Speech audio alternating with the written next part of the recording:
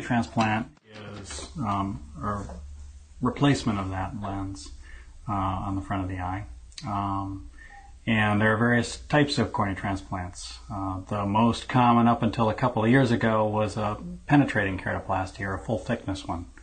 And we used to do that for scars in the cornea and swelling of the cornea.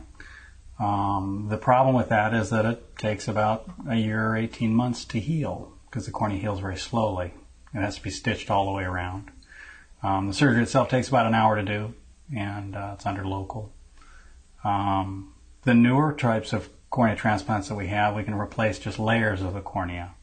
And the most common nowadays is to replace the inner layer of the cornea, which is responsible for keeping the cornea thin and clear. When it gets thick and cloudy, that might need to be replaced. That's called an endothelial keratoplasty.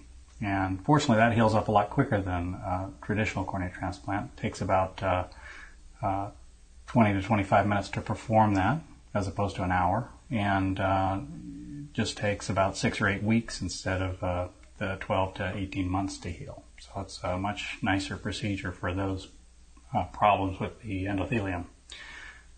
We can also replace the front of the cornea. That's called an anterior lamellar transplant, and that takes a little longer to perform than the replacing the inner layer. It's more like a traditional cornea transplant in that regard. It's about an hour to take that, do that procedure.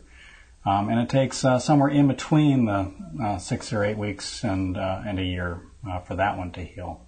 But we're very fortunate these days to be able to replace each layer of the cornea depending on the problem.